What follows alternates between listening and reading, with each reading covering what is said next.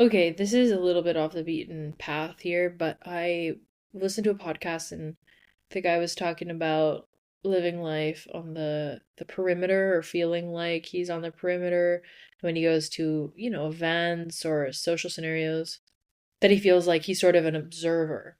And I thought about that. It really hit home because I felt the same way for most of my life, especially, um, you know, no, really most of my life, where I didn't really feel like I fit in, and I felt like, I was different. I mean, I was on sports teams, I was known at the school, people knew me, but I feel like I never really had just one friend group. I mean, I certainly had close friends, but it was sort of separated. Like I'd have a close friend at this school, I had a couple closer friends at my school, but I kind of, I don't know, I hedged my bets, if you will. Like I wasn't all in, partially because of my living situation, I think at that time. But then I went to college, university, and I felt similar. And so I'm just, I think, making this episode for those of you that feel like you're living on the perimeter. Like you feel like you're kind of a bystander to situations. You never really had that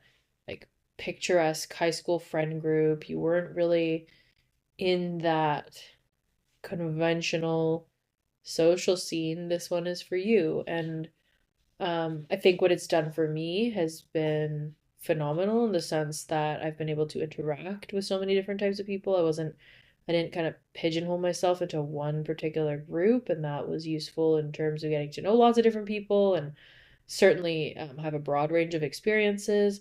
But then it also allowed me to really craft the life that I wanted for myself. And no, my life's not perfect, you know, or without challenge, it hasn't gone exactly how I wanted it to.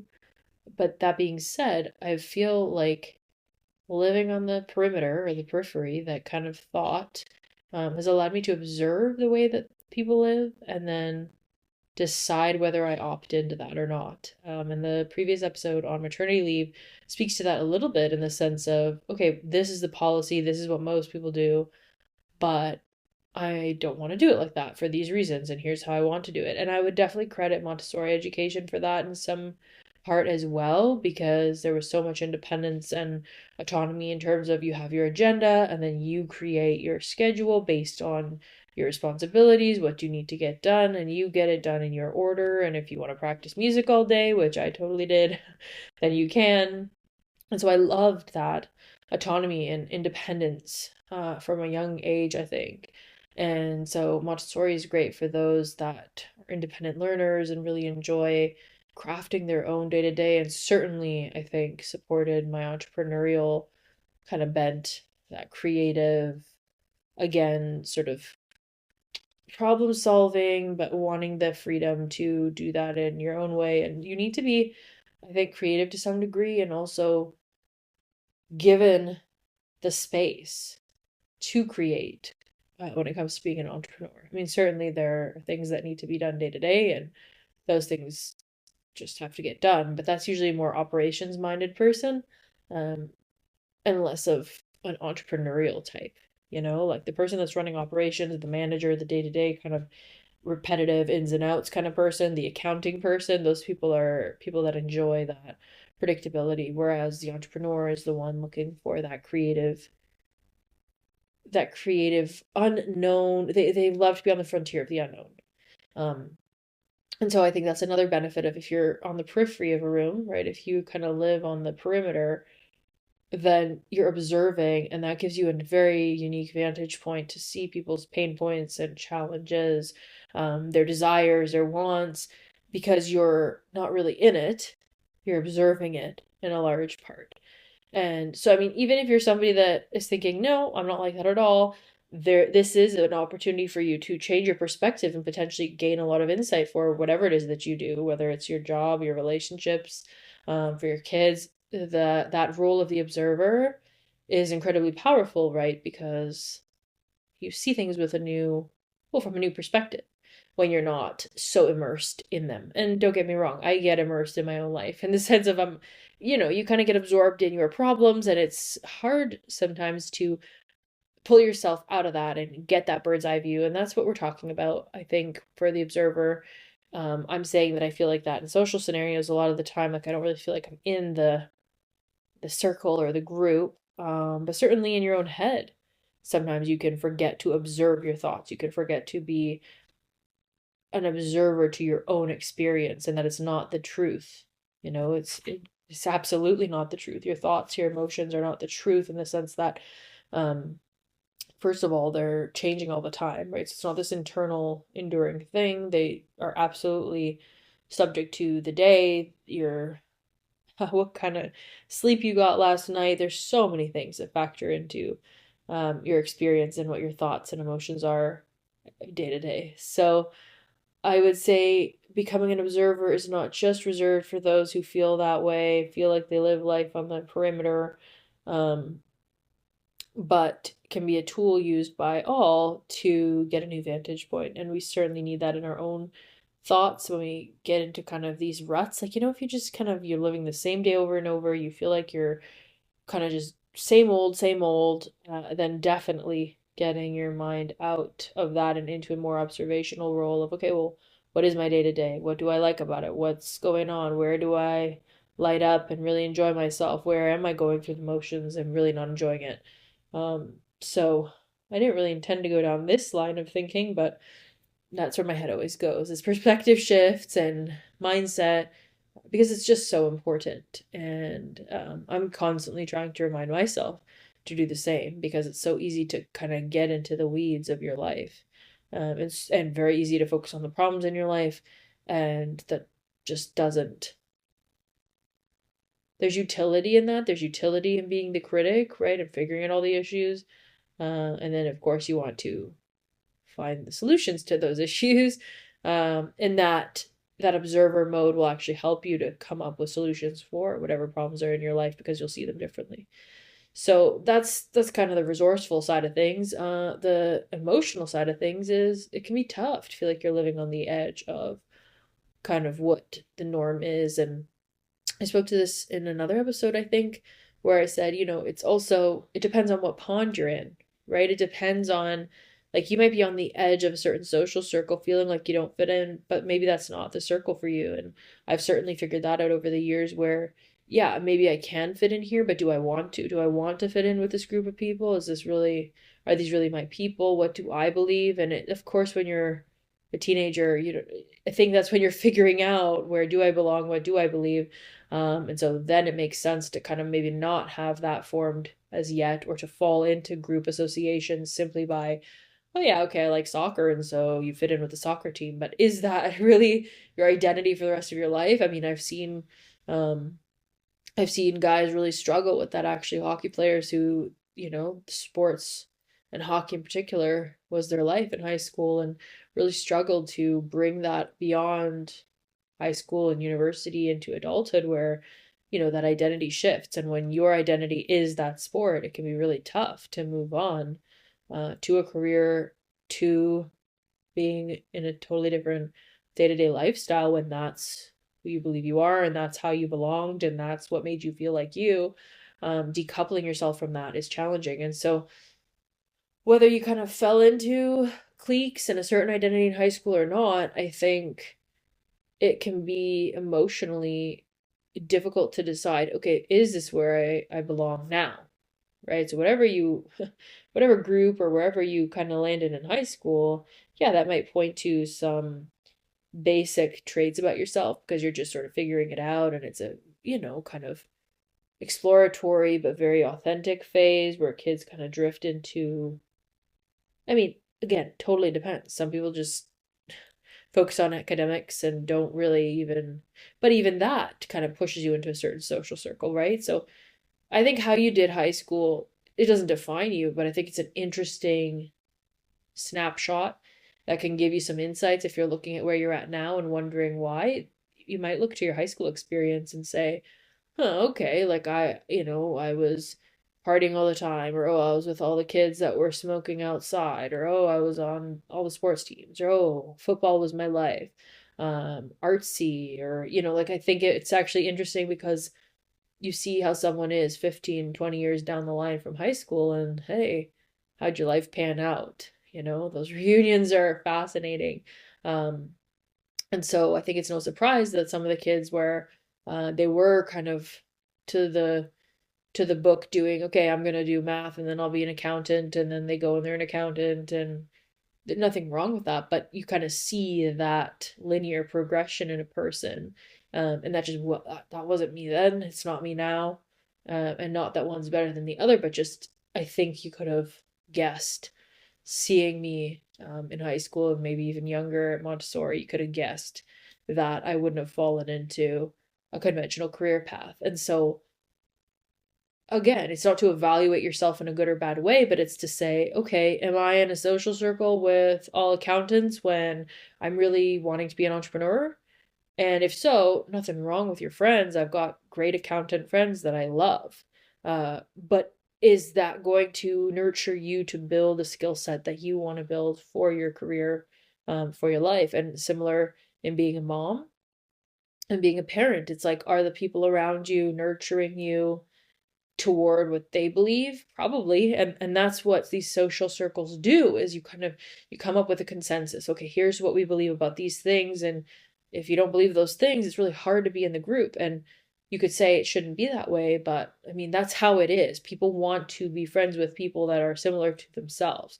Why? I mean, one, because if you're living your life a certain way, if you're a vegan and you're with somebody that's eating carnivore diet, it's at odds with your setup for your life. Now, can you move past that? Probably. Is that a deal breaker? I don't know. For some, maybe yes, maybe no. But the point is, if you, for example, really believe in being a stay-at-home mom and all your friends have careers, what's that going to do to you in terms of your experience? You'll probably, one, you can stay friends with anybody you want, but two, you need a community on top of your current friends then that supports, that understands, that can relate, that is there for you in this new venture that you're undertaking, right? And I think that's my point. It's not that, oh, you have these friends now and they don't fit into your vision for your life, so cut them off. No.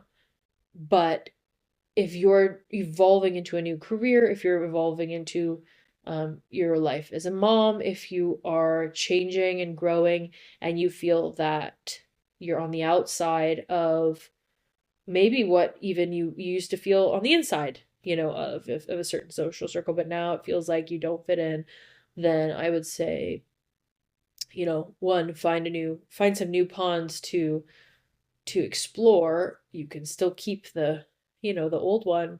But then also evaluate, right? Like if you have that outsider feeling a lot, maybe you are at odds with the values, with the norms, with the expectations of that social group, and that's why you feel like you don't fit in. And then do you need to fit in? Do you need to force yourself to fit into that situation? My take is no, you don't. And if they can't grow and learn with you, doesn't mean agree with you, but if they don't allow you to evolve and change toward the person you want to be, then that's just not the right circle for you. So, yes, there's benefit from being on the perimeter, of living on the edge there. And you need to find the places that make you feel like you're seen for who you are and you can be yourself. And I have very few friendships that I feel truly do that, but they're just worth their weight in gold because I can be me and they can be themselves and we can actually chat through real concerns. And it's an authentic relationship that has substance, so you can have those friendships where you just kind of meet up and, hey, how you doing, and you're cordial, and you might have a long-standing relationship, and so it's kind of one of those legacy relationships. All good. I'm not here to say yes or no to a friendship, right? It's about kind of intentionally checking in with yourself on if you feel like an outsider, and you always go to this one yoga studio and you kind of feel like, oh, I have to kind of change who I am to be here, or a certain group of friends, or a certain gym you go to, or a certain whatever, like even your workplace to some degree. Like if you really feel like you cannot at all be yourself in that environment, is it all right for you? Maybe at work, right? Like I think in the North American culture, there is this kind of insistence on I can be myself at work. If you look at Japan, people have very distinct outside of work and in work personalities that they showcase. And so, it's a cultural thing. And that's an interesting thought, right? Is to kind of have your work self and your personal self and kind of split them off. And You wear these masks, and that's an option, you know? But it really depends on how it is you're feeling as you live out of this scenario, right? It's like if you can't be yourself at work and you can't be yourself at your with your husband and you can't be yourself with your friends, then who are you, right? You're like spending most of your life not really being true to yourself. Is that what you want?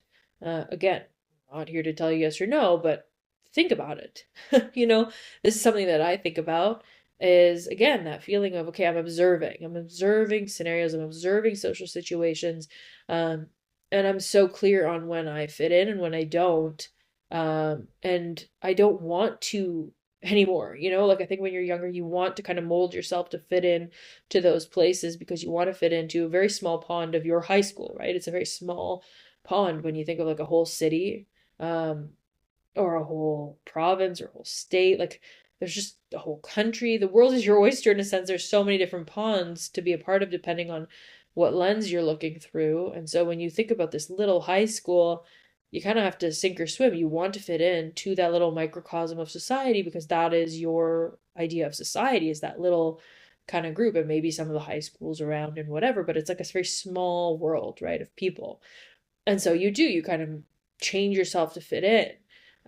But I think once, I mean, I hope to God, once you're in your 30s, you kind of feel like, no, I kind of know who I am now. And if you don't, I mean, fair enough. Let's explore that. So that's the perfect time to kind of plug coaching for sure, which is, I mean, it's all about exploring your values and what's important to you and then living from that place. So if you don't feel like you've explored that, which, you know, fair enough. Other things take priority. We don't always take upon that process consciously.